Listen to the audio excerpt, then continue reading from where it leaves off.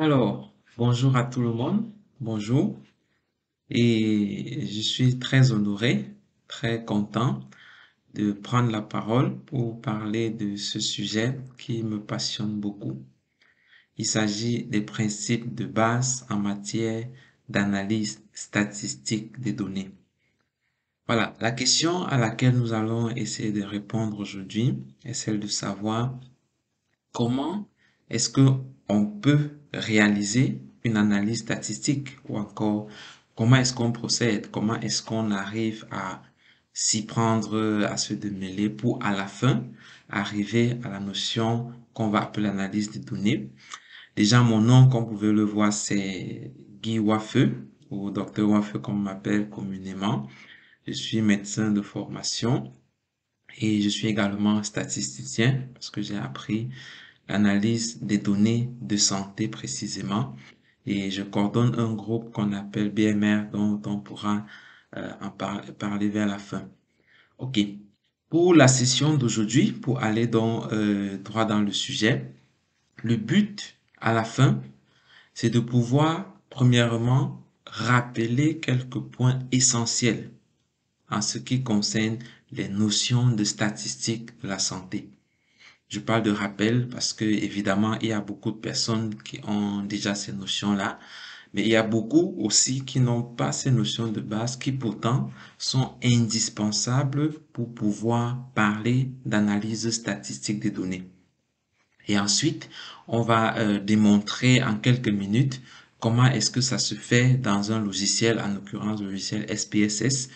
Vraiment rapidement, quelques éléments de base, mais l'essentiel, c'est vraiment sur les notions de statistique, parce que d'entrée de jeu, il faut comprendre que si on n'a pas ces notions de base en matière d'analyse des données, certainement, ça ne nous servira à rien d'avoir le logiciel ou de savoir cliquer à l'intérieur. Alors, je peux illustrer ça en disant, c'est comme quelqu'un à qui on donnait une voiture et on lui expliquait comment déplacer la voiture, comme on dit communément, quelqu'un qui a appris à conduire à la laverie, ben cette personne sur la route, qui plus est sur une autoroute, est plus dangereuse qu'un piéton qui n'a pas de voiture. Donc, si on n'a pas compris les notions de statistiques, les notions fondamentales, comment ça fonctionne, comment ça marche, ben, ça ne sert à rien de savoir cliquer dans le logiciel. Et on va avoir quelques objectifs. Le premier, on va commencer par définir ce qu'on appelle la statistique. Voilà, puisqu'il faut d'abord commencer par là et voir les différents types de variables qu'on a en statistique. Ensuite, on va voir quelle est la place de la statistique dans la recherche en général. Voilà, à quel moment est-ce que la statistique intervient, en quoi est-ce que c'est utile, qu'est-ce que ça peut faire et qu'est-ce que ça ne peut pas faire concrètement. Et puis, on va présenter quelques outils de statistiques descriptives, d'études d'association. Et comme je l'ai dit, on va terminer par une démonstration, manipulation, cas réel, cas concret, dans un logiciel d'analyse des données. OK. Déjà, il faut dire que la statistique, c'est une science, voilà, qui va travailler à la collecte, l'analyse, l'interprétation et la présentation ou le rendu des données chiffrées.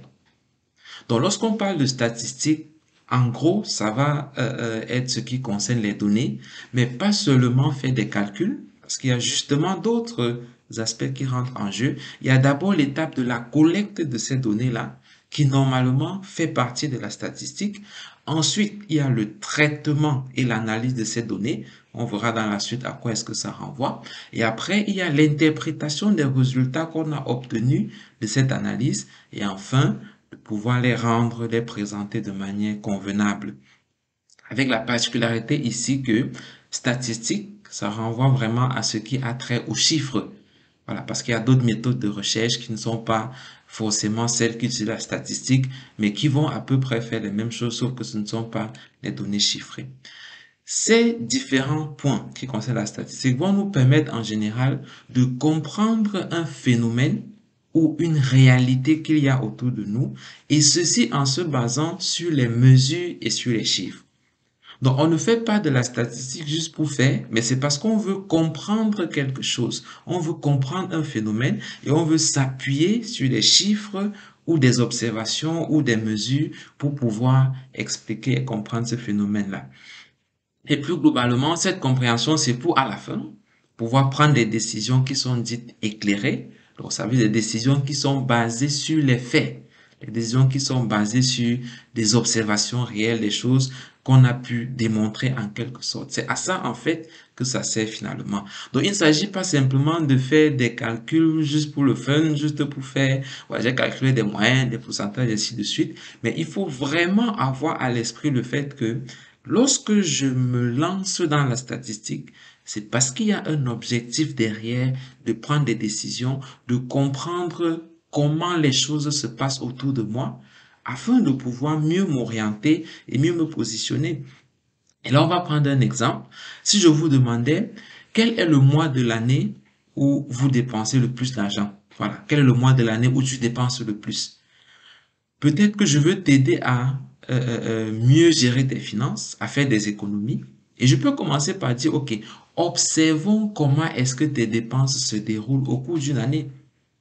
Là, on va devoir faire un travail de statistique parce qu'on va collecter des informations, peut-être sur tes dépenses par jour ou par semaine, ainsi de suite. On va devoir faire une analyse après, calculer par exemple la moyenne mensuelle, ainsi de suite, et pouvoir interpréter ces résultats, tirer des conclusions et prendre des décisions maintenant qui sont basées sur ce que nous avons observé à partir des valeurs de tes dépenses mensuelles.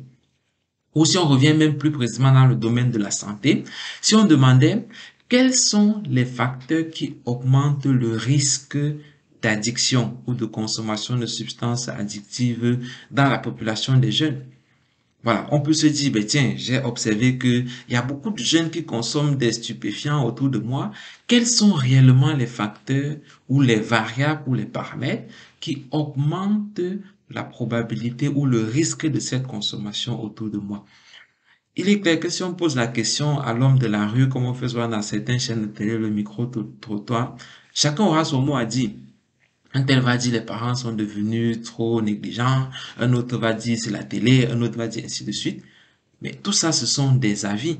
Si on veut savoir réellement quels sont les facteurs sur la base des chiffres, sur la base des faits, il va falloir collecter des données, il va falloir faire des calculs à partir de ces données-là pour tirer des conclusions en disant, par exemple, voici les 3 principaux facteurs qui sont associés à la consommation de drogue. Là, on aura compris notre environnement grâce à la statistique et on pourra donc prendre des décisions ou des mesures qui vont agir précisément sur ces facteurs qu'on a identifiés. Donc, en gros, c'est ça l'idée qu'il y a derrière la statistique. Voilà. Lorsqu'on va donc parler de l'analyse statistique, ce qui nous concerne aujourd'hui, c'est globalement ce que vous pouvez voir sur l'image là. Premièrement, il y a une partie qui concerne la collecte, l'organisation ou que je vais encore appeler le traitement des données. Comme je l'ai dit très souvent, c'est des chiffres. Par exemple, là, ça peut être le nombre d'habitants qu'il y a dans un ménage. 8, 5, 9, 3, 4, 1, 6, 2, ainsi de suite. Donc, une série de valeurs, une série de chiffres ou de données qu'on a eu à collecter. Ensuite, il va falloir faire des calculs ou encore faire des analyses. On verra dans la suite quelles sont les analyses précises qu'on fait. Donc, pouvoir faire des calculs à partir de ces chiffres qu'on a obtenus, mais surtout à la fin, pouvoir tirer une conclusion et prendre des décisions, poser des actions relativement à ce que nous avons observé à partir de ces différents chiffres-là. Donc voilà ce qu'il faut comprendre derrière la notion d'analyse statistique. Et on peut comprendre que la statistique, c'est non seulement une discipline, donc comme une matière à l'école, mais aussi c'est un ensemble de méthodes. Ça veut dire qu'il y a des personnes qui se sont assis, qui ont réfléchi, OK, comment est-ce qu'on peut procéder concrètement si on a tel type de chiffres, si on a tel type d'informations, quel est le type d'analyse qu'on peut en faire, quel est le type de conclusion qu'on peut tirer, etc. Et sincèrement, la statistique, c'est un domaine qui est tellement vaste. Le volume des méthodes qui existent en statistique, c'est énorme. Et à tel point que même en statistique, il y a des sous-spécialisations. Je prends un exemple au hasard comme ça. Il y a certains types de données qu'on va appeler les analyses de suivi ou les données de suivi, par exemple. ça renvoie à un certain type d'information, un certain type de contexte qu'on veut comprendre. Rien que dans l'analyse des méthodes de suivi, il y a une panoplie de techniques qui ont été développées. Par exemple, il y a les modèles de Cox, il y a les méthodes de Kaplan-Meier, il y a les tests de Locran, etc. Je donne des noms comme ça pour dire que ce sont des méthodes qui ont été développées qui peuvent être bien expliquées, bien explicitées avec la formule qui va avec un objectif précis et qui rend un résultat bien précis pour répondre à une question, tirer une conclusion et poser des actions. Et c'est tout ça qui va donc rentrer dans le concept de l'analyse statistique des données. Maintenant, c'est quoi la place de cette analyse dans la recherche? Nous avons ici une image qui reflète un peu ce qu'on peut appeler le cycle de la recherche. Donc, lorsqu'on va parler de la recherche en santé, par exemple, ça va commencer par identifier un problème. Voilà, il y a une telle situation, peut-être le pourcentage de consommation des drogues a augmenté. Pouvoir formuler de là une question ou un problème de recherche. Par exemple, quels sont les facteurs associés à la consommation de drogue? Ensuite, il faut élaborer un protocole de recherche, voilà, choisir un type d'étude, taille d'échantillon, méthode de collecte de données, etc. Et après, il faut aller sur le terrain pour mettre en œuvre cette étude telle qu'on l'a conçue. La mise en œuvre va donc consister en, d'une part, la collecte des données. Donc, on est déjà là dans la statistique, mais ensuite, à l'analyse de ces données-là, on est encore dans la statistique, à l'interprétation de ces données pour tirer des conclusions. Et à la fin, ces conclusions qu'on va appeler les résultats peuvent être publiées, vont être disséminées et vont être utilisées donc pour améliorer, pour changer les pratiques. Et donc, on peut bien comprendre ici que la biostatistique ou la statistique, c'est comme, du moins en recherche quantitative, c'est comme ce moteur qui va porter, qui va transformer tout ce qu'on a obtenu pour sortir les résultats dont on a besoin. Et d'ailleurs, la plupart, sinon même la quasi-totalité des recommandations ou des pratiques qui sont faites dans le domaine de la santé sont en général le résultat des travaux de statistiques. Si par exemple, on peut dire, OK, pour le traitement de l'hypertension artérielle, il faut utiliser la nifedipine par exemple, ben c'est parce qu'il y a eu des travaux de statistiques où on a dû faire des calculs pour comprendre un phénomène et pour tirer la conclusion selon laquelle, ben tiens, c'est important, c'est utile de donner la nifedipine à un patient qui est hypertendu. Si on a pu se dire l'exercice physique peut permettre de réduire le risque cardiovasculaire, c'est parce qu'il y a eu des analyses statistiques, des chiffres qu'on a eu à transformer, des calculs qu'on a fait pour à la fin ressortir avec cette conclusion et c'est ça qui gouverne ou qui dirige les pratiques. Maintenant, pour aller un peu plus dans le détail, voilà, après ces éléments de définition, cette fondation, la statistique va très souvent utiliser ce qu'on appelle des variables. Et en général, lorsqu'on parle de la collecte des données, ça se résume essentiellement à collecter les informations sur les variables. C'est donc quoi une variable? Une variable, comme son nom le dit, ce qui varie, c'est une caractéristique qui change d'un individu à l'autre dans une population. Donc, c'est un paramètre, une caractéristique qui, lorsque je vais passer d'un individu à l'autre, ça peut changer. Par exemple, si je prends la population des cardiologues au Cameroun, voilà, c'est une population d'individus. Si je prends l'âge, par exemple, de cette population, je peux avoir un cardiologue qui a 45 ans, et puis quand je passe à un deuxième, il a peut-être 48 ans, un troisième, il a peut-être 55 ans. Donc ça, c'est un paramètre qu'on va appeler l'âge qui peut changer d'un individu à l'autre.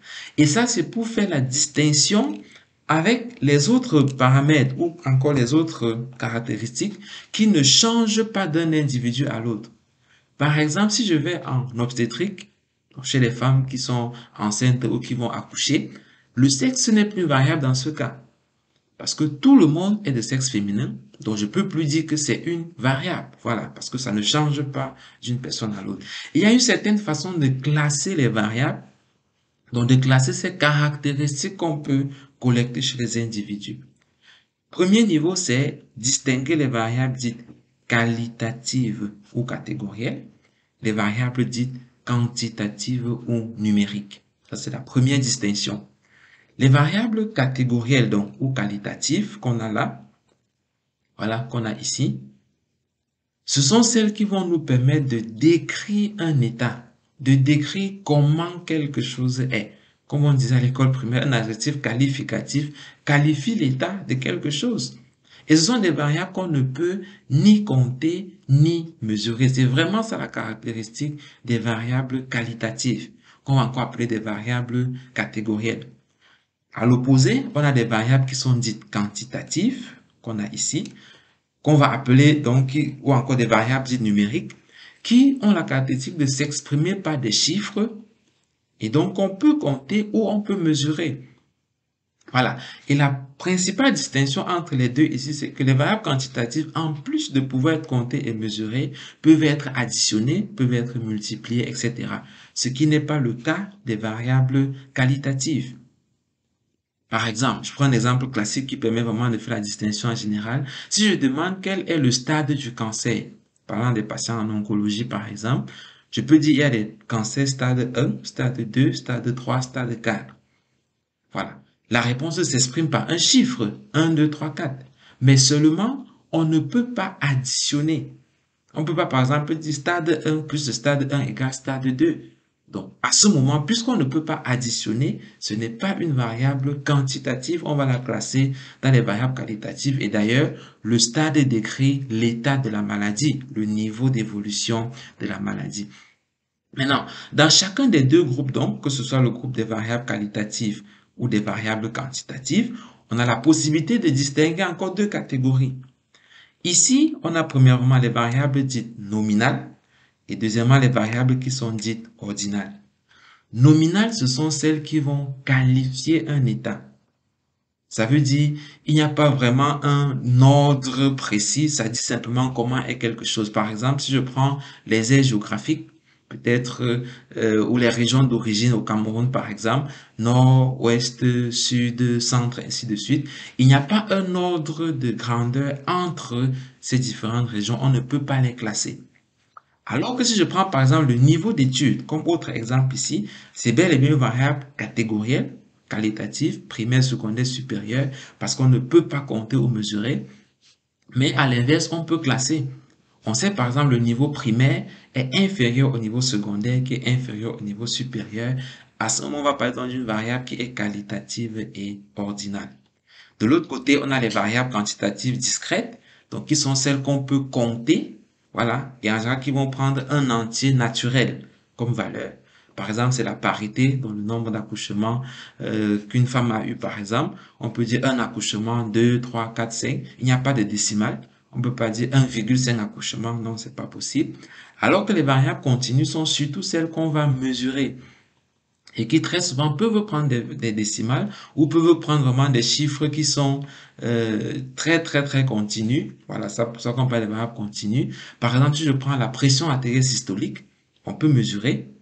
C'est pour ça que c'est une variable continue. Et même d'ailleurs, si on a des appareils qui sont plus précis, on peut avoir des valeurs avec des décimales. Je peux par exemple avoir une pression artérielle systolique de 125,4 mm de mercure si mon appareil est précis jusqu'à ce niveau-là. C'est ça en gros les types de variables et c'est très important de garder ça à l'esprit parce que l'analyse statistique, les méthodes qu'on va utiliser sont essentiellement calquées sur le type de variable qu'on a en face de soi. Quand j'aurai à faire une variable catégorielle, il y a des méthodes que je peux utiliser, d'autres que je ne peux pas. Quand j'ai affaire aux variables quantitatives, il y a des méthodes que je peux, des méthodes que je ne peux pas. Ce qui fait que, une fois que j'ai fini avec ma collecte des données, normalement, à la suite, ce que je vais faire, c'est simplement essayer donc de faire le traitement et l'analyse en fonction des catégories de variables que j'ai. Parce que très souvent, la collecte des données se résume à prendre un questionnaire ou une fiche de collecte des données qui a ces variables-ci et de renseigner les réponses pour chaque individu. Et à la fin, quand on vient à la partie statistique, il est question de pouvoir traiter ces réponses-là, les analyser et en tirer des conclusions. Et comme je l'ai dit, le traitement sera essentiellement fonction du type de variable qu'on a eu à utiliser ou qu'on a eu à considérer dans son travail. Ceci nous amène donc au point suivant, qui est celui de parler de la statistique descriptive. Là, on commence à voir les éléments de statistique même. Lorsqu'on va parler de statistique descriptive, en général, c'est la première étape de toute analyse des données. Le plus souvent, même dans les écoles de statistiques les plus avancées, on commence l'analyse statistique par ce qu'on appelle la statistique descriptive. Et en quoi est-ce que ça consiste donc? Donc, la statistique descriptive, c'est simplement de décrire et présenter les réponses obtenues des participants. Ici, on a deux exemples là, la variable sexe et la variable âge par exemple, avec M pour masculin et F pour féminin. Donc, si on me disait de présenter les réponses que j'ai obtenues dans ma population pour la variable sexe, et que je me mettais à dire, il y avait un masculin, un féminin, masculin, féminin, à la fin, ce que je vais dire devient ennuyeux. J'aurais certes présenté les réponses que j'ai obtenues pour la variable sexe, mais d'une façon qui n'est pas facile, qui ne permet pas à ceux qui m'écoutent de comprendre ce que je dis. Pareil, si on me dit de présenter la variable âge, et que je dis, j'ai vu quelqu'un de 20 ans, l'autre de 12, de 13, de 65, ainsi de suite, à la fin, on a du mal à me suivre et à tirer l'essentiel de l'information que je suis en train de donner. C'est pour ça que les méthodes de stats descriptives vont surtout nous amener à avoir quelque chose qui va nous permettre d'avoir une synthèse, une présentation globale de l'information qu'on a eue, qui va nous permettre de résumer les données. C'est-à-dire, au lieu de me dire, un a eu 20 ans, l'autre a eu 12, l'autre a eu 13, ainsi de suite, je vais donner une information qui va permettre à celui qui m'écoute de comprendre le contexte, de comprendre l'information sur l'âge de toute ma population, de manière synthétique, de manière résumée, et avoir quand même toute l'information que je suis en train de renseigner. Contrairement au fait d'aller par valeur l'une après l'autre, il y a des techniques justement qui permettent de résumer, et c'est ça qu'on appelle la statistique descriptive. Première méthode donc, la description des variables catégorielles, comme on a vu précédemment, ou des variables qualitatives. Lorsqu'on veut décrire des variables catégorielles, on va utiliser ce qu'on appelle un tableau de fréquence. C'est un tableau qui présente en fait les effectifs et les pourcentages de chaque modalité de réponse. Parce que les variables catégorielles ont des modalités de réponse. Et on a un exemple ici, et ça c'est typiquement le genre de tableau qu'on s'attend à avoir comme résultat d'une analyse statistique. Voilà. Par exemple, on a la variable sexe qui est présentée là. Donc, cette variable sexe que nous avons ici, on voit par exemple qu'il y a les réponses masculin et féminin qui sont présentes là. Et pour chacune des modalités de réponse, on a la valeur de l'effectif ici. Et on a le pourcentage correspondant ici. Donc, au lieu de faire comme précédemment, où on a présenté par exemple masculin, féminin, masculin, féminin, féminin, féminin, masculin, ainsi de suite, une façon plus simple, c'est de dire, OK, pour le sexe, on avait 32 qui sont masculins, 42 qui sont féminins, et voilà les pourcentages correspondants, 41% et 58%. Ça permet que celui qui m'écoute a une idée globale, en fait, de la population qu'on est en train d'étudier et peut mieux comprendre, peut mieux se projeter, en fait, dans ce résultat que j'ai eu à présenter. Et je peux faire pareil pour les autres variables catégorielles qu'on a ici. Le mode de vie, par exemple, est-ce que la personne vit seule, avec un conjoint ou en famille? Le statut matrimonial, par exemple, célibataire, monogame ou polygame, avec à chaque fois les effectifs et les pourcentages correspondant à ces différentes catégories-là. Donc, en gros, ça veut dire, lorsqu'on dit à quelqu'un, fais l'analyse statistique de tes données, on est en train de lui dire, pour les variables qui sont catégorielles, présente-nous les effectifs et les pourcentages de chaque modalité de réponse. Parce que c'est au travers de cette présentation qu'on peut comprendre quel est l'état, qu'on peut comprendre quelle est la description de cette variable dans la population que tu as eu à étudier. Deuxième situation, toujours pour les variables catégorielles, on peut utiliser des graphiques également. Ça fait partie de la statistique descriptive. Et la particularité des graphiques, c'est que les graphiques nous permettent en général de présenter la tendance globale des données que nous avons. Ils ne rentrent pas dans la précision, dans le détail des effectifs et des pourcentages comme ce qu'on a pu voir par exemple ici pour les tableaux de fréquence. Donc, dans les graphiques, on va essentiellement donner les pourcentages le plus souvent et les types de graphiques vont dépendre du type de variable qu'on a, du nombre de modalités de réponse. Ici, par exemple, on a une réponse en oui ou non. diagramme circulaire avec oui ici et non là, les pourcentages correspondants. Ici, on a par exemple un diagramme en bande horizontale avec les pourcentages correspondants à chaque région d'origine que nous avons ici pour cette variable qui est étudiée. Et avec ceci, on peut voir rapidement la tendance globale des données que nous avons. Ici, par exemple, on voit que la région de l'Ouest est prédominante, suivie du centre avec les pourcentages 34%, 26%, etc. Et ça, c'est une autre façon de décrire, de faire la statistique descriptive des variables catégorielles. Ensuite, maintenant, pour les variables quantitatives ou les variables numériques, comment est-ce qu'on les présente? La première option, c'est de les mettre en catégories, donc de les transformer en tranches, comme on appelle souvent, et de décrire exactement comme ce qu'on avait pour les variables catégorielles tout à l'heure. Ici, on a par exemple la variable nombre d'années d'expérience, qui en soi est une variable quantitative, puisqu'on peut compter 1 an, 2 ans, 3 ans, 4 ans. On peut additionner 2 ans plus 2 ans, ça fait 4 ans effectivement. Donc, c'est une variable numérique ou une variable quantitative. La première façon de présenter, donc, c'est de fragmenter en catégories. Par exemple, ici, on a les catégories moins de 5 ans, 5 à 10 ans, 10 à 15 ans, 15 à 20 ans, supérieur ou égal à 20 ans. Et pour chacune de ces catégories, on donne les effectifs correspondants et les pourcentages qui correspondent à ces différentes catégories-là. Et là, on a fait la description de notre variable quantitative parce que celui qui va voir ce tableau dans nos données, par exemple, ou dans nos résultats, va comprendre, tiens, voilà une population dans laquelle la plupart des personnes sont à moins de 5 ans d'expérience. Là, j'ai déjà renseigné sur l'état de cette variable dans ma population que j'étudie. Une autre façon de faire, qui est d'ailleurs la plus courante en général, c'est utiliser ce qu'on appelle un paramètre de tendance centrale et un paramètre de dispersion.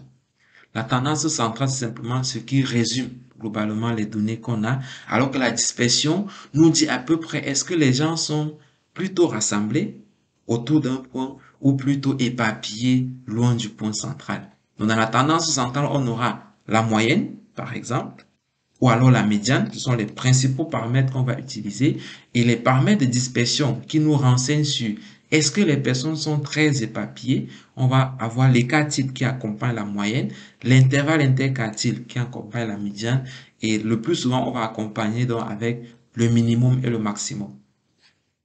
Et pour aller un peu plus en détail, il y a ce graphique qui nous permet de mieux comprendre. On va supposer qu'ici, on a un ensemble de valeurs, donc toute la ligne là, c'est toutes les réponses qu'on peut avoir. Par exemple, si on prend ces valeurs de l'âge, peut-être qu'ici, on a l'âge de 25 ans. Voilà, je change d'outil là. Donc, peut-être ici, on a l'âge de 25 ans. Pardon. Ok, voilà, j'y arrive. Ici, peut-être, on a l'âge de 25 ans. Et puis, ça augmente au fur et à mesure. Et là, on a peut-être l'âge de 70 ans, par exemple.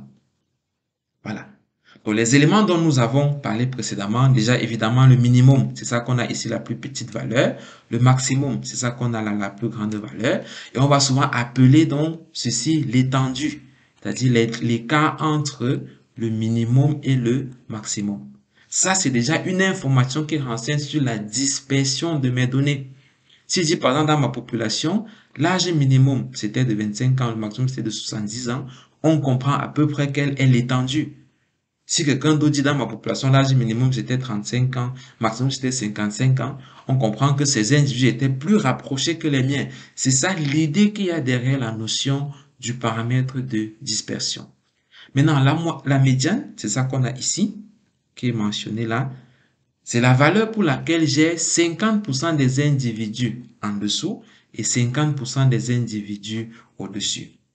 Ça veut dire que si dans cette étude, par exemple, j'ai une population de 500 personnes, donc supposons qu'on a 500 personnes au total dans cette population-ci, la médiane, en fait, c'est la valeur pour laquelle j'aurai 250 personnes en dessous et puis 250 personnes au-dessus. Si par exemple, ici dans ma population, c'est l'âge de 40 ans, ça veut dire que dans mon étude, où les personnes ont entre 25 et 70 ans, j'ai 250 personnes qui ont moins de 40 ans et 250 qui ont plus de 40 ans. Je vais en fait dire ma médiane, c'est 40 ans parce que c'est ça en fait mon point central. Et puis les quartiles qu'on a là, l'intervalle, on a 25% en dessous, 75% au-dessus. Ça, c'est le premier quartile, c'est ça. Et puis, l'intervalle où on a 75% en dessous, 25% au-dessus, c'est le troisième quartile, pardon, c'est là. Et l'intervalle interquartile, c'est l'intervalle entre ces deux valeurs-là. Et c'est encore l'intervalle dans lequel on a 50% de nos individus dans notre population. C'est en général le paramètre de dispersion qui va accompagner la médiane lorsqu'on choisit de présenter la médiane. Et un point qui est très important, c'est d'ailleurs une erreur qu'on va retrouver assez régulièrement, assez fréquemment, malheureusement. C'est quel paramètre est-ce qu'il faut utiliser pour les variables quantitatives notamment? Parce que comme on vient de le voir, on peut avoir la moyenne, je crois qu'on sait tous comment calculer une moyenne, et la médiane, que j'ai expliqué tout à l'heure. Les deux sont supposés refléter la tendance centrale. Côté de ça, on a l'écart type qui accompagne la moyenne, l'intervalle interquartile qui accompagne la médiane. Les deux mesures reflètent aussi la dispersion de nos données. Et on a le minimum maximum qui reflète également l'étendue. Donc, quels sont les paramètres qu'on doit réellement utiliser lorsqu'on vient au point de présenter une variable quantitative dans sa population? La moyenne et la médiane, comme ce qu'on a ici. Pardon, qu'est-ce que je raconte? La moyenne et l'écart type, voilà, j'y arrive, comme ce qu'on a ici, doivent être utilisés lorsqu'on a ce qu'on appelle une distribution normale. Bon, on va pas forcément rentrer dans le détail des distributions, mais ce que ça veut dire en gros, c'est que quand je représente le graphique de mes données, ça ressemble à peu près à ceci-là. Là, par exemple, ici, ça c'est les valeurs, ça c'est les effectifs de ceux qui ont ces valeurs-ci là, donc effectifs là, de ceux qui ont ces différentes valeurs. Et en gros, ça veut dire c'est une façon, une disposition de mes données qui est telle que j'ai un seul mode. Ça veut dire j'ai une principale valeur où on a un grand nombre de personnes. Ça, c'est la notion d'avoir un seul mot. Deuxièmement, ça veut dire la moyenne est égale à la médiane. Donc, en général, cette valeur où on a un grand nombre de personnes est au milieu de notre population. J'ai la moyenne qui est ici, j'ai la médiane qui est à peu près au même niveau, et c'est quelque chose qui est symétrique. Ça veut dire la façon dont les personnes sont réparties d'un côté, c'est à peu près de la même façon que les personnes sont réparties de l'autre côté.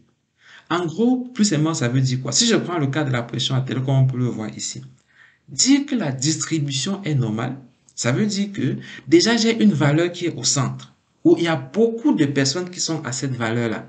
Ça peut être 125 par exemple, ou 126. Et c'est ça qui est le mode, parce que j'ai beaucoup de personnes qui sont là-bas. Deuxièmement, ça veut dire, j'ai autant de personnes à moins de 125 qu'à plus de 125. Donc, c'est vraiment le centre, le milieu qui est la moyenne, qui est la médiane. Et troisièmement, en général, ça veut dire, la répartition est symétrique de part et d'autre. Et plus je m'éloigne du centre, moins j'ai des individus. On va voir par exemple ici, quand on passe à 126, le nombre de personnes diminue. À 127, ça diminue encore. 128, il y en a moins. 129, il y en a moins. 130, il n'y a presque personne. Et de l'autre côté, c'est pareil. 124, ça diminue. 23, ça diminue. 22, ça diminue. 21, 20, ça diminue. Et après, il n'y a plus personne. Donc, c'est ça, cette symétrie qu'on va observer pour dire que, tiens, la variable quantitative que j'ai ici, on peut dire qu'elle a une distribution normale. Il y a d'autres méthodes statistiques dans lesquelles je ne vais pas entrer qui nous permettent en fait de voir plus concrètement et de vérifier clairement est-ce que la distribution est normale ou pas. Et dans ce cas, c'est la moyenne et l'écart type que nous allons utiliser pour la tendance centrale. Deuxième cas de figure, quand la distribution n'est pas normale. Voilà, on a bien des exemples là. Ici, par exemple, le cas qu'on a ici, la distribution n'est pas normale parce que je n'ai pas vraiment un point central. Les individus sont répartis de manière équitable sur tout l'étendue. Et ça, c'est une distribution qui n'est pas normale. Ou encore, un deuxième cas de figure, le point où j'ai le plus grand nombre de personnes, ici à 120 par exemple, n'est pas au milieu, c'est à l'extrémité. Et plus j'augmente, plus le nombre de personnes diminue. Et là, j'ai plutôt une courbe qui a cette forme-ci et donc qui n'est pas symétrique. Là encore, on va dire que la distribution n'est pas normale. Et on a un nombre infini de possibilités de distributions qui sont non normales, donc pas symétriques, la médiane n'est pas la moyenne, etc. Dans tous ces cas de figure-là, on va dire que c'est la médiane qu'il faut utiliser avec l'intervalle interquartile. Lorsque au moins l'une des conditions qui est ici n'est pas respectée, on va dire que la distribution n'est pas normale. Et dans ce cas, il faut vraiment bien le noter, la moyenne est le mauvais indicateur. Lorsqu'on utilise la moyenne pour refléter la tendance centrale ou pour résumer ces données pour une distribution non normale, en fait, on est en train de tromper les gens. On est en train de donner une information aux personnes qui n'est pas vraie parce qu'on leur fait croire que le milieu c'est telle chose alors qu'en réalité la moyenne ne reflète pas. Dans tous ces cas, c'est la médiane qu'il faut utiliser avec l'intervalle interquartile et après il faut toujours associer le minimum et le maximum parce que ça renseigne véritablement sur l'étendue des données que nous avons. Très bien. On va finir cette partie théorique avant d'entrer dans la pratique donc avec la notion d'association statistique, qui est quelque chose aussi qui fait souvent beaucoup de remue-ménage, qui fait souvent poser beaucoup de questions et qu'il faut pouvoir comprendre de manière simple. Alors, ça veut dire quoi, une association statistique? Là, j'ai pris un exemple et on va ensemble voir comment est-ce qu'on comprend la notion d'association derrière. Donc, on va considérer ici que le carré, ce sont les hommes et le cercle, ce sont les femmes. Voilà. Couleur rouge, c'est les personnes malades. Couleur verte, c'est les personnes en bonne santé. Donc, on peut voir ici que on a dans le groupe des hommes là, voilà, au total, je crois, c'est 10 personnes, avec 3 qui sont en rouge, donc malades, 7 qui sont en bonne santé. De l'autre côté, le sexe sont les femmes. Voilà, on a, je crois, 10 aussi, avec 8 qui sont en rouge, donc malades, et 2 qui sont en vert. Maintenant, si je vous posais la question de manière aléatoire comme ça, j'ai pris un homme, là, dans un carré. Vous pensez qu'il aura quelle couleur si on essaie de tester la maladie chez lui? En principe, en regardant ces éléments, on va se dire probablement il aura la couleur verte. On peut, en regardant les éléments qu'on a là justement, l'idée sera de se dire, il est très probable que la couleur ici, oh pardon, là je prends la couleur verte, voilà. Il est très probable que ici la couleur soit plutôt la couleur verte. Parce qu'on remarque que quand on voit le côté des hommes, le côté des femmes, ici on a tendance à avoir plus une couleur verte, alors que de l'autre côté on a tendance à avoir plus une couleur rouge. De manière à ce que si je prends un nom consomme, on va me dire, c'est très probable que celui-ci soit de couleur verte. Parce que quand on regarde comment les individus sont, lorsqu'on voit, on a tendance à penser qu'il sera de couleur verte, alors que de l'autre côté, si je prends plutôt une femme, on aura tendance à penser qu'elle sera de couleur rouge sur la base des éléments qu'on a observés précédemment. Parce qu'on voit bien que les cercles ont tendance à être rouges alors que les carrés ont tendance à être verts. C'est pour ça qu'on aura plus tendance à penser que si c'est un cercle, probablement c'est rouge. Si c'est un carré, probablement c'est vert. Et c'est justement ça la notion d'association statistique. Lorsqu'on dit que un facteur A est associé à un événement B, par exemple, le sexe comme facteur A est associé à l'événement B, à la maladie par exemple, ça veut simplement dire que les individus qui ont le statut A ont plus de chances d'avoir l'événement B que les individus qui n'ont pas le statut A. Par exemple, on peut supposer ici que A c'est le sexe féminin. Voilà, on peut compter que A ici c'est le sexe féminin là et B c'est le sexe masculin. Le facteur et la maladie qu'il y a ici, comme je l'ai dit, en vert, c'est non malade, en rouge, c'est malade. Donc, si on dit par exemple ici que le sexe féminin est associé à la maladie, ça veut dire que les personnes qui sont de sexe féminin ont plus de chances, ont tendance à avoir plus la maladie que les personnes qui sont de sexe masculin. Ou encore, les personnes qui sont de sexe féminin ont une plus grande probabilité d'avoir la maladie que les personnes qui sont de sexe masculin. De manière basique, c'est ça la notion d'association.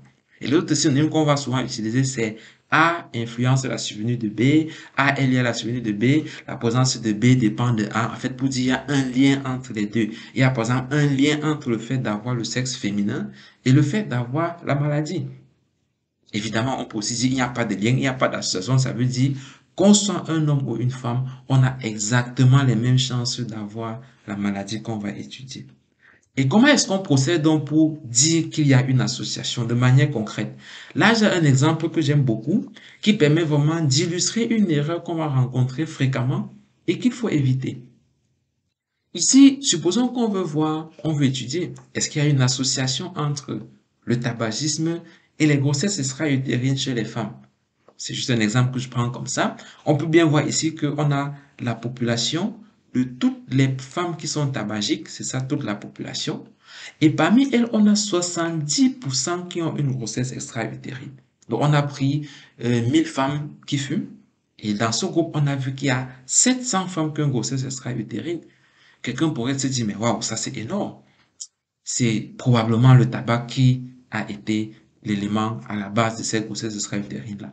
On peut être tenté de conclure sur la base d'une seule observation dans un groupe. Mais si je vous présente par contre une situation parallèle, quelqu'un d'autre s'est amusé à prendre des personnes qui ne fument pas, les femmes non tabagiques, et se rend compte plutôt que, tiens, on a dans ce groupe plutôt 85% qui ont une grossesse extra-utérine, contre 70% qu'on avait observé précédemment. On va bien constater que juste le fait d'avoir observé ce qu'il y a dans le groupe des femmes qui ne fument pas va nous amener à nous interroger sur la conclusion qu'on aurait pu tirer de l'observation précédente. Et ça, c'est pour nous faire remarquer que on ne peut pas conclure en une association si on n'a pas fait de comparaison. C'est pas possible. La notion d'association en général revient le plus souvent à comparer deux groupes. Pour dire que le tabac, par exemple, est associé à la grossesse extra-utérine, je ne peux pas juste regarder celles qui fument et conclure en fonction du taux de grossesse extra-utérine. Non, je dois pouvoir regarder celles qui fument et celles qui ne fument pas pour voir est-ce qu'il y a un groupe dans lequel on a plus de grossesse extra-utérine que l'autre. Et ça qui pourra me permettre de conclure, ah tiens, si une femme est dans tel groupe, elle a peut-être plus de chances d'avoir une grossesse extra-utérine ou elle a moins de chances d'en avoir. Et c'est comme ça qu'on va étudier donc la notion d'association. En pratique, dans la présentation des résultats, comment ça va se faire?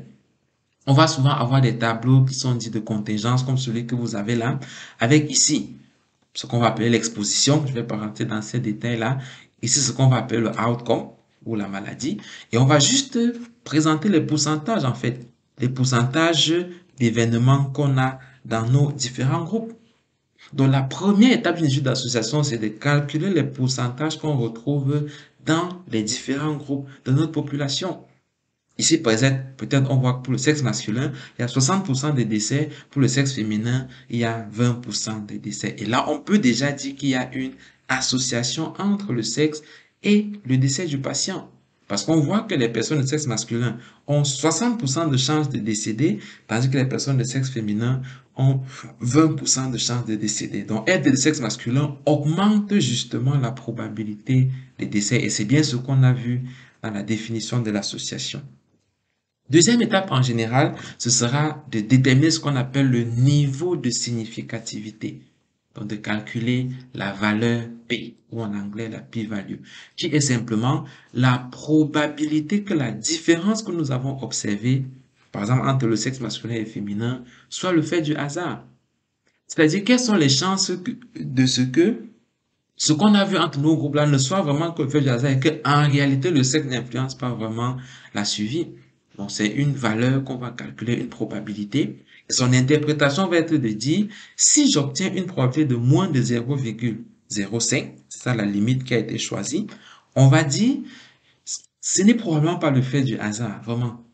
On va vraiment considérer que c'est le sexe ou c'est ma variable indépendante qui a influencé la survenue de l'événement que j'ai étudié. C'est dans ce cas qu'on va parler donc d'une association significative. À l'inverse, si ma valeur P est supérieure ou égale à 0,05, on va dire, il est très probable que la différence que j'ai vue là soit le fait du hasard. Pour un moment, il n'y a pas vraiment l'effet du sexe sur le décès ou l'effet de ma variable ou de mon facteur A sur le outcome. Et dans ce cas, on va parler d'une différence qui n'est pas significative ou d'une association non significative. Et la dernière étape dans l'étude d'association va être d'estimer la force de l'association avec ce qu'on appelle le risque relatif pour les études de cohorte ou le odds ratio pour les études transversales et les études cas témoins. Voilà. On va pas entrer dans les détails de ces calculs-là, mais l'interprétation simplement, c'est que plus le odd ratio pour le risque relatif est éloigné de 1, plus l'association est forte. Donc, si j'ai un odd ratio de 4, par exemple, par rapport à un odd ratio de 3, ben, la variable avec le odd ratio de 4, on dira son association est plus forte. Pareil, si j'ai un odd ratio de 0,02 et un odd ratio de 0,5, on dira l'association est plus forte pour le odd ratio qui est à 0,02. Ça, c'est pour estimer la force de l'association. Et de l'autre côté, notre interprétation encore plus facile, qui est très couramment présentée aussi, c'est que si j'ai un odd ratio de 1, le plus souvent, ça veut dire qu'il n'y a pas d'association. C'est vraiment le cas où la variable, le facteur que j'ai étudié, n'influence pas mon outcome. Et quand mon odd ratio est supérieur à 1, on va dire que c'est un facteur de risque de ce outcome-là. Et quand mon odd ratio est inférieur à 1, on va dire que c'est un facteur protecteur. Donc voilà les éléments qui vont nous aider en fait à étudier l'association entre deux variables catégorielles et à pouvoir rendre compte de ce résultat-là. Et voilà un tableau qui résume un peu les tests statistiques. Je ne vais pas rentrer dans ces détails non plus parce que ça prendrait beaucoup plus de temps. Mais juste souligner ici un élément qu'il est important de remarquer. Et d'ailleurs, l'un des tests le plus utilisés en général, c'est ce qu'on a là, le test de Key-Carré ou le test exact de Fisher. C'est un test statistique. En gros, c'est la méthode mathématique pour calculer la valeur P qu'on vient de voir précédemment. Et le test de Key-Carré, c'est donc la méthode mathématique qui est utilisée lorsqu'on a affaire à deux variables qualitatives binaires. Donc, une variable binaire là. Et le test de Key-Carré va nous aider à calculer la valeur P qui va nous dire si l'association ou la différence qu'on a observée serait liée au hasard ou serait plutôt liée à notre variable qu'on étudie elle-même. Voilà, les autres tests statistiques, vous pourrez davantage explorer parce que comme je l'ai dit d'entrée de jeu, selon le type de variable que j'ai, quantitative ou qualitative, ordinale ou nominale, ainsi de suite, on pourra avoir des tests statistiques ou des méthodes statistiques en général différentes pour rendre compte, pour traiter, pour analyser ces informations. Et il faut garder à l'esprit que le but à la fin, c'est tirer une conclusion, prendre des décisions et pouvoir au finish améliorer la santé des individus. Ceci étant dit, donc, on va voir un peu quelles sont les étapes concrètes lorsqu'on veut faire une analyse statistique des données. Si je résume un peu, dans la notion d'analyse statistique des données, on se dit, OK, je suis dans un processus de recherche en général, j'ai suivi les autres étapes, protocoles, ainsi de suite. J'ai collecté mes données, déjà que la collecte fait déjà partie du travail de statistique. Mais une fois que j'ai collecté ces données-là, il faut que je puisse faire des calculs, que je puisse, en fonction des variables que j'ai, en fonction des valeurs que j'ai collectées, faire des calculs qui vont me permettre de tirer une conclusion qui sera utile pour prendre des décisions. C'est en gros ça le challenge qu'on a derrière. Et donc, dans l'analyse statistique, il faut commencer par faire ce qu'on appelle un plan d'analyse statistique. Très important. Je crois d'ailleurs que c'est ça la partie la plus importante lorsqu'on parle d'analyse des données. Et c'est pour ça que je prends autant de temps pour expliquer, parce que ce sont des notions qu'il faut comprendre pour pouvoir analyser ces données. On n'a pas évidemment le temps dans cette session de rentrer dans tous les détails du plan d'analyse. Je vais peut-être encourager ceux qui peuvent aller sur notre page YouTube, Building Medical Research in Africa sur YouTube. Vous pourrez voir d'autres ressources qui expliquent vraiment en détail comment faire un plan d'analyse statistique. Ensuite, il faut pouvoir saisir ces données dans un masque de saisie, les importer dans un logiciel comme SPSS qu'on va voir tout à l'heure. Et le travail d'analyse statistique, ou du moins d'analyse même, va commencer par la préparation des données. Et vous pouvez bien remarquer, là, ça prend minimum 80% du temps qu'on a à consacrer. Lorsque, par exemple, j'ai une base de données à traiter, quelqu'un fait son étude, je connais les objectifs, je veux analyser pour répondre à ces questions, la majeure partie du temps que je vais consacrer sera investi dans la préparation des données. Ça veut dire, à partir de sa base de données, de pouvoir faire un nettoyage. Il y a parfois des valeurs aberrantes qu'on a saisies par erreur. Par exemple, quelqu'un qui a entré une valeur de l'âge de 352, c'est clair que c'est une erreur. Par exemple, quelqu'un qui a entré un nombre de grossesses chez quelqu'un de sexe masculin, évidemment que ça c'est une erreur. Donc il faut prendre le temps de regarder tous ces éléments-là pour les corriger. Également, il y a des données qui manquent. On a oublié de renseigner une information, le patient n'a pas répondu. Il faut savoir comment traiter ces données manquantes-là. Donc, c'est ça qui va prendre la plupart du temps de nettoyer. Recoder, ça veut dire, par exemple, on a vu les variables quantitatives, on peut les mettre en catégorie. Si je prends les valeurs de la pression artérielle, par exemple, c'est intéressant de classer en pression artérielle normale, HTA grade 1, grade 2 et grade 3. Mais au moment où on collecte les données, on va très souvent les collecter en quantité, en chiffres même, et c'est dans l'analyse qu'il faut recréer ces catégories-là. On peut avoir transformation de certaines données, par exemple, on a pris le poids et la taille, et il nous faut calculer l'indice de masse corporelle, c'est à cette étape qu'il faut le faire. Donc on a vraiment une grosse partie qui rentre dans le traitement, la préparation des données, ça qui va prendre le plus de temps en général. Et une fois qu'on a une base de données qui est propre, qui est nettoyée, on va aller dans la phase d'analyse ou de calcul proprement dit. On va faire des statistiques descriptives comme ce qu'on vient de voir là, calculer les effectifs, les pourcentages pour les variables catégorielles, calculer les moyennes écart type ou médian intervalle interquartile pour les variables qui sont numériques ou quantitatives et ainsi de suite. Ça, c'est la stat descriptive. Ensuite, on va faire les études d'association. Par exemple, faire des tableaux croisés comme ce qu'on a vu, des tableaux de contingence. On va avoir le pourcentage d'événements dans chaque catégorie de notre variable qualitative, ainsi de suite. Et d'autres méthodes d'association qu'on n'a pas forcément abordées ici, comme le test de Student, test de Mann-Whitney, etc. Et à la fin, ou aussi on peut faire des analyses de régression, qu'on appelle des analyses multivariées, ou d'autres analyses encore, comme des courbes de suivi, de Kaplan-Meier, évaluer la sensibilité d'un test, etc. Donc, tout ça, c'est des méthodes de calcul qui vont s'appliquer après avoir fait un nettoyage de ma base ou de mon jeu de données. Donc, c'est ça, en gros, les étapes par lesquelles on va souvent passer lorsqu'on se dit, je suis en train de faire une analyse statistique. Et vous comprenez donc qu'il faut avoir tout le background sur les types de variables, les méthodes d'analyse, de description, d'études d'association pour utiliser le logiciel. Il faut d'ailleurs avoir même fait un plan d'analyse qui est clair, qui décrit quels sont les résultats que je veux ressortir. Et ce n'est qu'à ce moment que le logiciel intervient pour vous aider donc à faire ces différents calculs-là. Et je vous recommande ce livre dont je suis l'auteur qui vous donne davantage de détails. C'est intitulé Guide pratique d'initiation à la recherche quantitative en santé, qui vous permet justement d'avoir plus de notions sur la recherche, mais aussi sur la statistique descriptive, études d'association, facteurs de confusion et tous les autres éléments qu'on peut avoir là-dedans. On va donc passer maintenant à la démonstration pratique. Je vais manipuler un peu dans le logiciel SPSS, juste pour que vous voyez à peu près à quoi ça ressemble concrètement, qu'est-ce que le statisticien fait en général derrière son ordinateur. Et je crois que c'est sur ce point que nous allons terminer cette session. Ici, nous avons une base de données sur SPSS.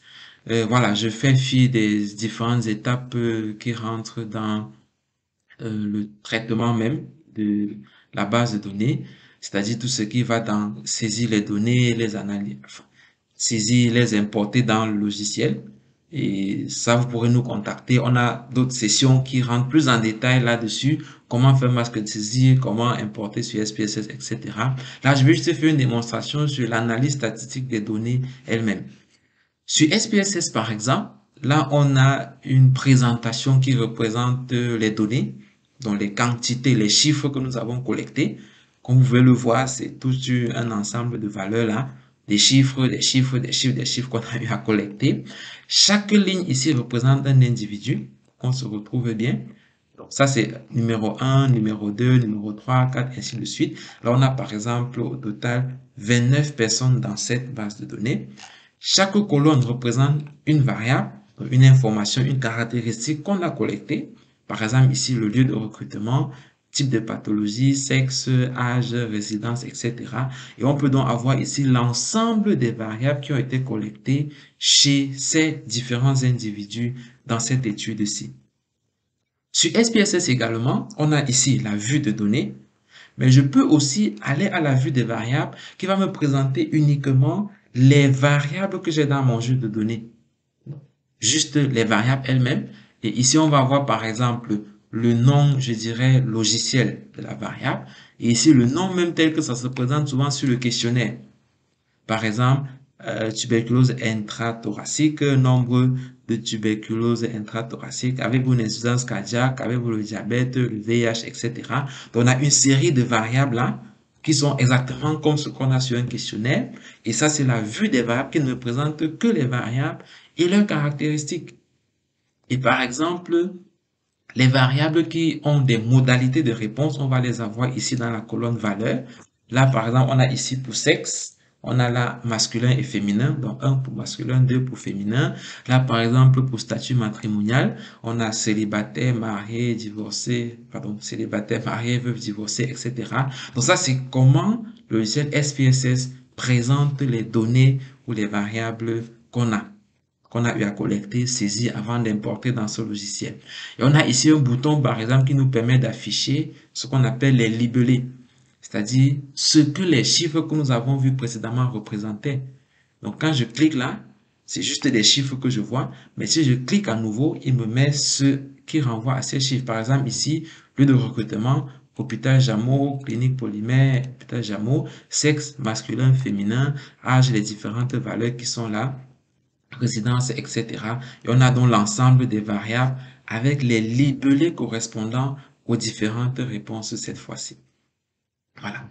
Maintenant, je vais passer l'étape de traitement des données parce que c'est quand on a des données qui manquent ou des valeurs aberrantes, etc. Ça prendrait un peu plus de temps. Je vais aller directement à l'analyse des données. Si par exemple, nous voulons faire l'analyse de la variable sexe, en principe, dans notre plan d'analyse, on a déjà défini comment est-ce qu'on veut que cette variable sexe se présente. Et donc, normalement, ça doit être, comme sur une variable catégorielle, un tableau où j'ai les effectifs et les pourcentages de chaque modalité de réponse. Et donc, dans mon logiciel, je répète après avoir traité mes données parce que c'est ça qui prend la plupart du temps. Ici, c'est une base de données qu'on a déjà apurée, par exemple, qui est prête à l'analyse. Voilà, quand je suis à ce niveau-ci, pour avoir ce tableau d'effectifs pourcentage, je vais cliquer ici sur le bouton Analyse, là dans le menu Analyse, puis je vais aller à Statistiques descriptives, puisque c'est la statistique descriptive que je veux faire, et ici je vais aller à Fréquence, parce que c'est un tableau de fréquence que je veux produire en fait. Quand je clique sur Fréquence, le logiciel me donne donc une fenêtre où j'ai l'ensemble de mes variables qui sont ici, que je peux envoyer dans le champ qui est à droite ou que je peux renvoyer à gauche, sachant que c'est ce champ de droite-ci qui me permet d'avoir les éléments que je vais utiliser et que le logiciel va analyser en fait. Donc si je prends par exemple ici la variable sexe que j'envoie ici à droite, donc je vais renvoyer la variable âge de ce côté. Et il faut se rassurer que la case afficher la table de fréquence est cochée parce que c'est à travers cette case qu'on va voir les effectifs et les pourcentages. Une fois que je clique sur OK, eh bien, le logiciel me donne donc un résultat qui me présente ici la variable sexe avec ses réponses masculin et féminin. En termes d'effectifs, appelés ici fréquence, j'ai 17 masculins et 12 féminins, un total de 29. En termes de pourcentage, j'ai 58% masculin, 41% féminin. Et là, j'ai le résultat de mon calcul. J'ai fait l'analyse statistique de cette variable sexe et je peux comprendre à peu près comment est organisée ma population d'études en fait. Voilà. À côté, dans SPSS, il envoie ce qu'on appelle les pourcentages valides, qui est en fait un pourcentage calculé sur la base de tous ceux qui ont donné une réponse. On va prendre un exemple. Si ici, je supprime par exemple ces deux premières réponses-ci, masculin et féminin, là, je supprime. Donc, il n'y a plus de réponse là-bas. Et je refais le calcul de tableau de fréquence de ma variable sexe. Donc, je reviens sur Analyse, Statistiques descriptives, Fréquence.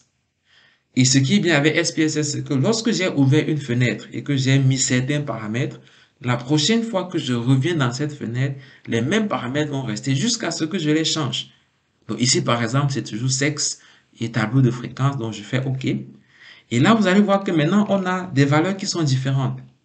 Ici, j'ai masculin, effectif pourcentage, féminin, effectif pourcentage, mais à côté, j'ai manquant, qui me dit justement qu'il y a deux valeurs manquantes, il y a deux personnes chez qui on n'a pas de réponse. Bien sûr, c'est les deux qu'on vient de supprimer et le pourcentage correspondant.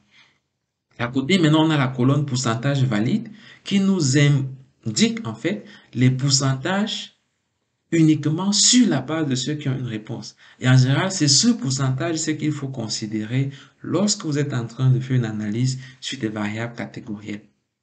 Et bien sûr, j'ai la possibilité de faire l'analyse de plusieurs variables à la fois. Par exemple, là, je vais revenir sur analyse stade descriptive fréquence. Bon, je retire la variable sexe. Je vais prendre par exemple résidence que j'envoie ici, statut matrimonial, région d'origine, niveau d'éducation, source principale, etc. Je fais simplement OK. Et là, j'ai ici donc le tableau de fréquence pour chacune de ces variables-là. La zone de résidence, statut matrimonial, région d'origine, niveau d'éducation, avec à chaque fois les modalités de réponse, les effectifs et les pourcentages correspondants et ainsi de suite. Et donc, à partir de là, je peux faire l'analyse pour toutes les variables catégorielles que j'ai dans ma base de données, du moins l'analyse descriptive. Si on prend le cas des variables quantitatives, je prends la variable sexe par exemple. On a dit l'une des options, c'est de créer des catégories, de faire comme variable catégorielle après pour la description. Donc, pour créer des catégories, ici, dans SPSS, je vais aller sur le menu Transformer. Ensuite, je prends Création de variable. Et là, je prends la variable âge ici, puisque je veux créer une nouvelle variable, peut-être âge en catégorie, à partir de ma variable âge de départ. Donc, je renvoie la variable là, et je donne le nom de ma nouvelle variable ici, par exemple, âge catégorie. Catégorie, voilà.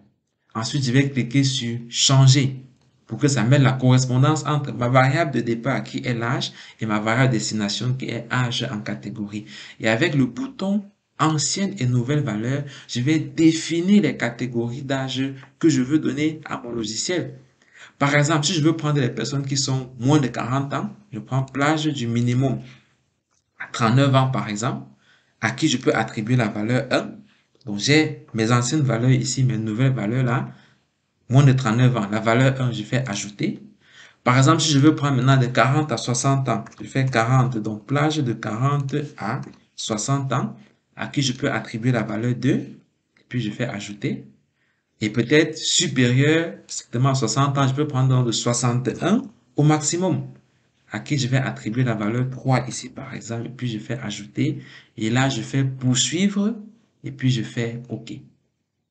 Le logiciel va donc créer, si on va à la fin, là vous allez voir qu'il y a une nouvelle variable qui a été créée qui s'appelle âge catégorie, avec les différentes valeurs 1, 2, 3 à l'intérieur, selon les valeurs de l'âge que chaque individu avait.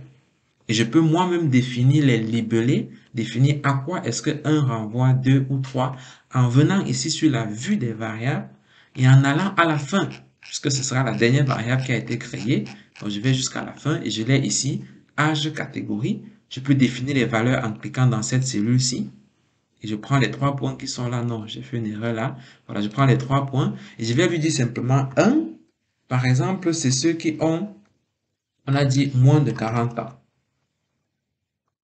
Et puis, je fais ajouter. 2, donc la valeur 2 correspond au libellé de ceux qui ont entre 40 et 60 ans. Et puis, je fais ajouter. Et puis, la valeur 3 qui correspond à ceux qui ont plus de 60 ans. Oh, pardon. Voilà, plus de 60 ans. Et puis là, je fais également ajouter et je fais OK. Vous allez voir que quand je reviens dans ma vue de données maintenant, ce sont ces libellés qui sont présentés là, moins de 40 ans, plus de 60 ans, 40 à 60 ans, ainsi de suite. Et je peux donc faire la statistique descriptive exactement comme ce qu'on vient de voir. Analyse, stat descriptive, fréquence. Et là, je peux retirer tout ceci. Donc, je fais CTRL A pour sélectionner tout ça que je renvoie à gauche. Et je vais chercher ma variable âge en catégorie que je renvoie à droite. Et puis, je fais OK. Et ça me donne donc mon tableau de description de l'âge en catégorie. Là, je vois par exemple que j'ai 3 qui ont moins de 40 ans. J'ai 5 qui ont entre 40 et 60 ans. Et j'ai 21 qui ont plus de 60 ans. C'est comme ça que je peux créer les catégories pour toutes mes autres variables et puis pouvoir faire la statistique descriptive. Et vous allez remarquer, par exemple, ici, pour illustrer ce que je disais, ça nous a pris plus de temps et plus de clics pour créer ces catégories que pour avoir le tableau de fréquence. Et c'est pour ça que je disais, transformer, traiter ces données prend plus de temps en général que le calcul même de la valeur dont on a besoin dans ces résultats. Voilà. Maintenant, si on veut plutôt décrire la variable H en termes de tendance centrale et dispersion, c'est à peu près le même processus. Je vais sur analyse, stade descriptif et je prends toujours fréquence. Et cette fois-ci, je vais prendre ma variable âge qui n'est pas en catégorie, ma variable âge initiale elle-même, que j'envoie ici, et je renvoie l'âge en catégorie de l'autre côté, parce que ce sont ces variables-ci qui sont analysées. Ensuite, maintenant, je viens dans le bouton statistique, parce que c'est là que je peux définir les statistiques. Et là, vous voyez que j'ai les paramètres de tendance centrale qui sont là, moyenne, médiane, ainsi de suite. J'ai mes paramètres de dispersion qui sont là, écart type, minimum, maximum. J'ai ici, pour avoir l'intervalle interquartile, je clique sur quartile. Ce qu'il est souvent préférable de faire d'emblée, ne serait-ce que pour explorer ces données, c'est de calculer aussi bien les paramètres qui correspondent à la distribution normale et celles qui correspondent à la distribution non normale. Et de demander au logiciel de nous présenter aussi un graphique pour qu'on puisse estimer est-ce que la distribution de nos données ressemble à ce qu'on a vu précédemment. Donc, par exemple, ici, je vais prendre moyenne, médiane, et quartile, minimum, maximum, et puis quartile. Là, c'est l'ensemble des paramètres que nous avons eu à voir. Je vais sur poursuivre. Et ici, je vais également aller sur graphique. Et là, je choisis histogramme et je prends afficher la courbe gaussienne sur l'histogramme. Ça, c'est pour me permettre de vérifier si la distribution de mes données ressemble à la distribution qui est dite normale. Voilà. Ensuite, je vais sur poursuivre et je vais décocher cette case parce que je n'ai pas besoin des tableaux de fréquence pour la variable âge tant qu'elle est en variable continue. Elle n'est pas mise en catégorie. Et là, je vais faire OK. Le logiciel va donc analyser, il va me présenter voilà, les informations que j'ai demandées. On a dans ce premier tableau la description de la variable âge qui me dit on a 29 réponses et 0 données manquantes. Déjà, ça, c'est bien. J'ai la moyenne qui est de 64,7. J'ai la médiane qui est de 68. J'ai l'écart type qui est de 14. Minimum qui est de 34. Maximum qui est de 88. Et le premier et le troisième quartile, c'est 57 et 74. C'est ça qu'on a devant 25 et devant 75. Et ici, j'ai ma courbe, voilà, qui représente à peu près l'histogramme de ma variable H. Et la courbe qui est présentée là, c'est celle que mes données auraient dû suivre si la distribution était normale. C'est ça qui a cette forme de cloche qui est symétrique avec toutes les autres caractéristiques que nous avons eu à voir précédemment. Et personnellement, ici, moi, je conclurais que la distribution n'est pas normale parce qu'elle me semble un peu trop différente de la distribution normale qui est ici.